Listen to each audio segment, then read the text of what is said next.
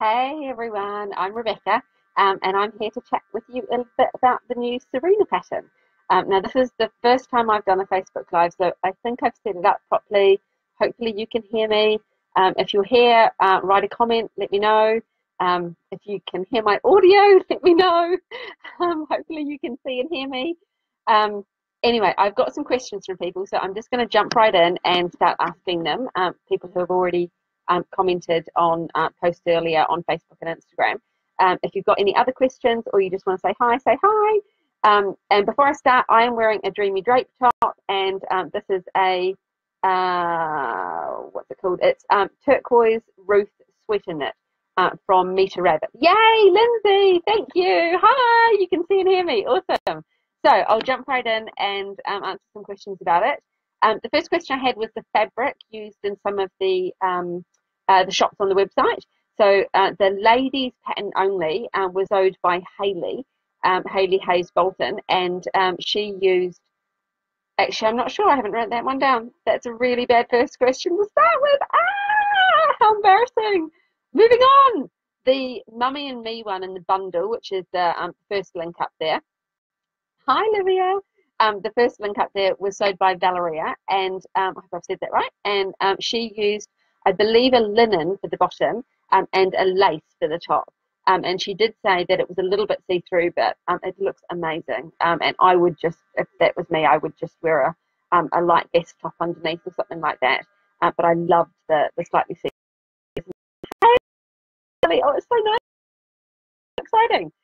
Um, So that was that first question. Next question was, how does it work with knit and woven fabric? How can it be a romper pattern for both? So we actually started out just with a woven pattern, and it had just the button placket at the back, you know, where the fabric crosses over like that, and you've got buttons down the centre, and then an invisible zip in the pants. And there was not a back option, and there was no knit option and no elastic waist. And then during testing, one of our testers, I think it was Beth, tried it and just tried it with a knit fabric. And I was like, okay, let's see. And it worked perfect. So we thought, why not? So we added the plain back option where the back, if you ever look at the line drawing on the website, it's the back is just cut on the fold, so it's a slightly narrower back. And the pants have no zip, and there's an elastic around the waist. So that's how it works. You do actually have to do one or the other. You can't do the elastic waist with the woven.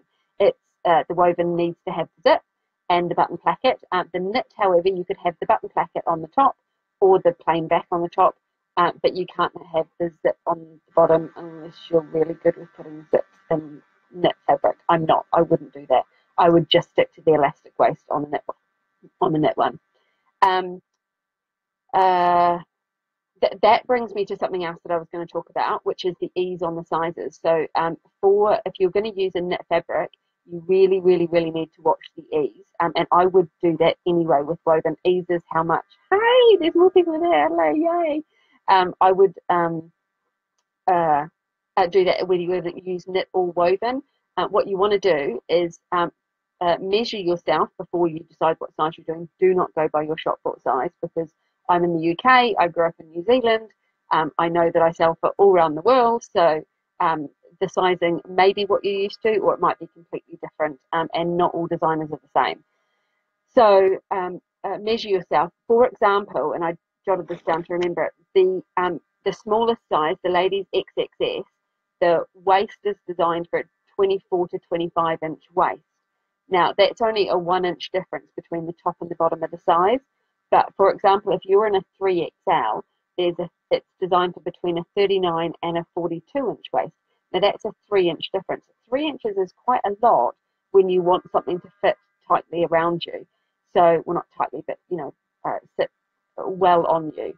So what I would do before you start is get a tape measure, look at the finished measurement of the waist and the hip. This is if you're doing the pants on the romper. Look at the finished measurements of it, and take the tape measure and actually hold the tape measure around you at your hip and at your waist point to check how that sits on you. you might want to, you can do a different size for the top, a different size for the bottom. You don't need to grade between them. If you're a large on the top and an extra large on the bottom, just do different sizes for the top and the bottom. But make sure that you, when you do the bottoms, check the finished garment measurements. Next question is the romper a tricky sew? I think no. It depends what fabric you use. If you're a beginner, I would stick to the knit version and hopefully use a serger or overlocker if you've got one, or use like a finishing stitch on your sewing machine. Definitely make sure you use a stretch stitch. Do a little test on a bit of fabric and then pull it and check whether it stretches. Because if you're a beginner, you can do the knit version of the trousers and the plain back version of the top, and then you've got, it's such a quick sew if you do that. And if you're using knit, there's no seam finishing or anything like that. You just serge or do an overlock stitch on your sewing machine and the seam allowance to finish that off.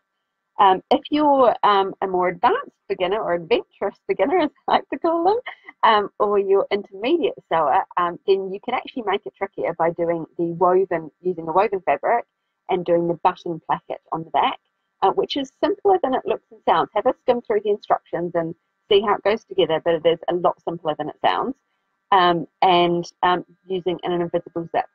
Now, if you're an adventurous beginner and you've never done an invisible zip, you could watch the video. It's linked in the pattern, and also if you scroll down on the pattern page, there's a tab that says videos, so you can set up and you can watch. Zoe filmed us, her doing the invisible zip, and it's really, really easy, but make sure you do use an invisible zip. Do not use a regular zip, because you will find the fit quite different and you'll end up with about an extra inch of waist, so they'll be too big. Are there any shoulder options? No, I'm afraid there's not, but you could wear a cardigan with it. We're coming into autumn or fall here, and I'm planning myself a black crepe version of the whole romper, and I'm going to wear it with a really cozy cocoon cardigan, and I'm quite excited about that. What is the size range? The kids size go from a newborn up to age 12, and then the ladies go from XXS through to 5XL. So it's quite a large size range. Where exactly you fall in the ladies is going to depend again on what country you're in and what the sizing is. So do measure and do check that. How would a 6-year-old cope for toilet trips? I've got a 5-year-old son, so I've got a rough idea of how a 6-year-old can dress and undress themselves. My son would not cope with that in a woven fabric. He could do the zip if it was at the front, but not at the back. And he could do a couple of buttons, but probably not all of it in time to not have an accident. So, nobody has accidents. God, that's a terrible thing to put out on the internet. It is like, how embarrassing. Anyway, moving on. But I would say yes in a knit fabric. My 3-year-old can get it up and down absolutely fine in a knit fabric because it just stretches. They just literally pull it down and off. There is in the tea time romper, which is another one of our patterns, which I think I can't remember. It might still be in the older format where it's got where it's not got layers and things, but it's still a great pattern. But that's got a snap crotch option. So if you've got that pattern, you could apply the same technique to put snaps in the crotch. And then I think that was it for questions. Let me just check. There's a whole lot of hi, hey, how exciting. Hi, Gabrielle. Hi, Stephanie. Hi, Natasha. So I've jotted down, I'm going to wrap up quickly because I don't want to make this a long video, but I jotted down a couple of my tips for fishing it, because I think having seen a lot of our brand ambassadors sew it up, and the testers as well, we have a kind of a staggered testing process. So I do pre-testing, well, I try it, we do pre-testing, and then we do testing, and then we do the brand ambassadors sewing it once we've got the fit. Or, oh my goodness, Kalisa, hi! Sorry. This is really exciting. I love this Facebook Live thing. So we have a process where we run through lots of different kind of steps to then get the pattern out to you. Lots of different people try it. And I've seen all of them do that. The ones who got the really good fit were the ones who were either at the top of their size range. So if they were, what measurements I said earlier, if they were in the 3XL and they were 42 inches around their waist, not 39, and they just sewed it exactly per the pattern, didn't do anything, it fit great. But if they were in the 3XL size and they were 39 or 40 inches around the waist, the pants were just too baggy. And there's nothing I can do about it from a drafting perspective to make a woven pant fit a 3-inch size gap without making it too snug at one end and slightly too big at the other. So what we did is I make it to draft it for size. If you are in a 3 gap with a 2-inch waist, the pants are going to fit exactly as they are. But if you're in the mid or the low of the size range, I would fit them. In fact, I would just fit them anyway, because that's part of why people sew, is that you can get a perfectly fitting garment versus one that you just buy off the shelf that, you know, has wrinkles in the crotch because the crotch isn't the right depth for you and that kind of stuff. You can fit a pattern exactly for you. So the first tip is that if you're doing the pants, make muslin. If you're going to do the romper, or if you're going to use one of our hats that you might see over the weekend to make just trousers, hint, hint, hint, hint, hint. Look out for those coming on the weekend. If you want to do any bottom half version of it, make sure you do a muslin. You don't have to do it full length. You could just chop them off and do a really short version to save yourself fabric. Use the same kind of fabric.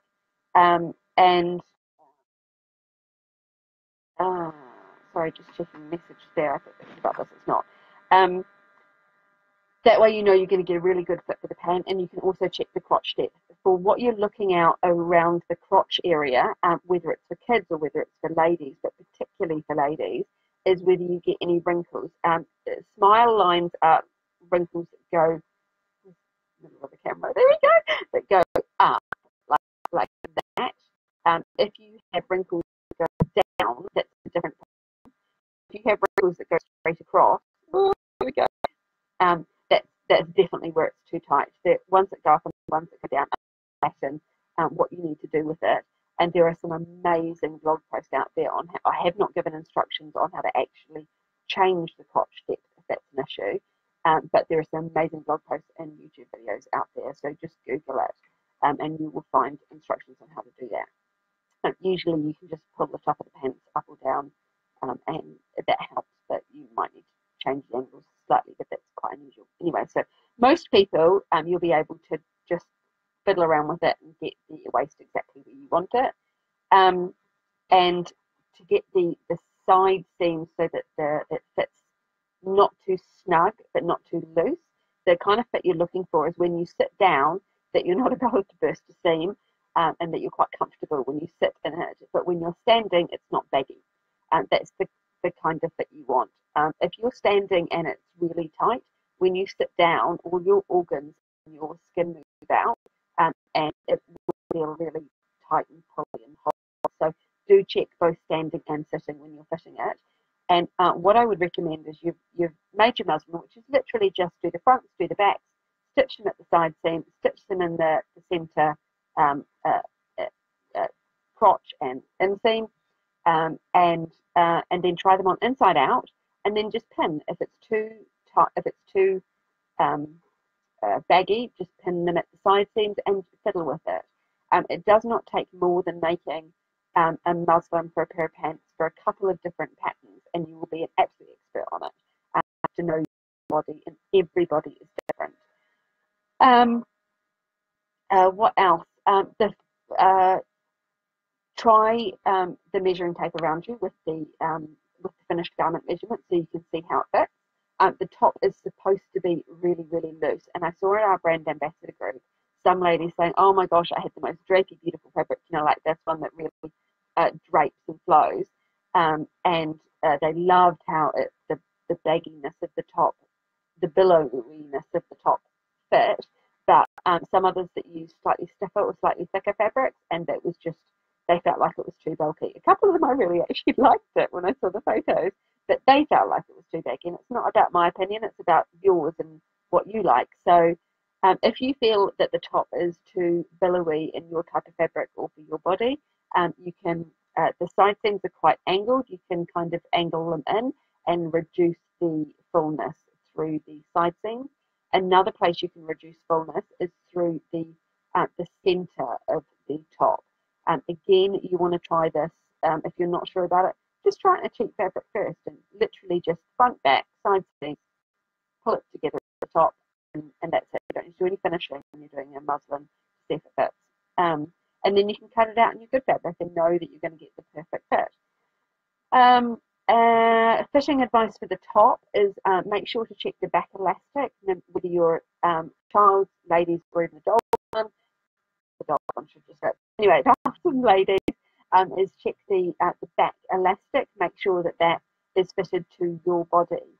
Now, I've done it for average sizes and for a C cup lady in the bust. Now, that's about a ready to wear cup size B.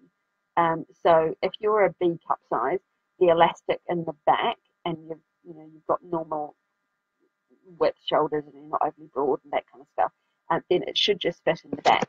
But for example, sorry, wobbly. If you're a D cup or an E cup, for example, your chest measurement is going to be mainly out the front.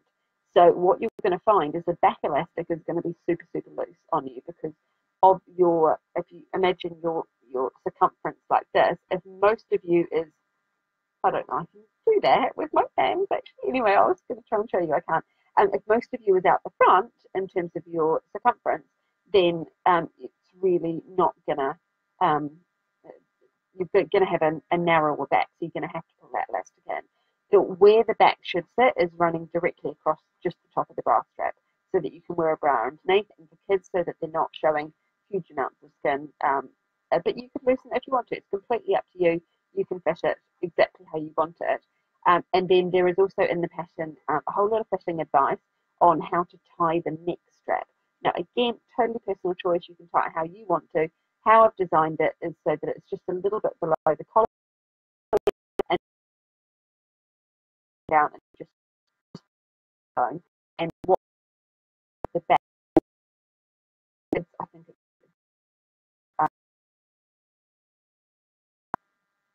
oh no, I lost you guys. Are you still there? Am I still live? Let's just check. Yes, I am. I think I lost connection for a bit. So we're it should run just across the top of the bra strap for ladies. And that is it. That is all of my questions. Let me just check anything else. Hi, Crystal. Aloha. Tracy. Great. Yeah. You can make the top separate. So it's just you can do just top or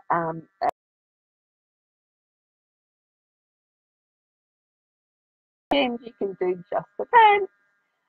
And that's it. So if you have any other questions, post them in the comments, and myself or one of the brand ambassadors or one of our team, anyone who knows the answer, please feel free to answer it. Also, we can all help each other. And thank you very much for listening. I really enjoyed this. Let me know in the comments if you want me to do this for future patterns, or whether it was all a bit boring. I love talking about them. If you love hearing about it, I'll just keep telling you. So thanks very much, everyone, and good night from the UK, and good morning if you're somewhere else. Thanks. Bye.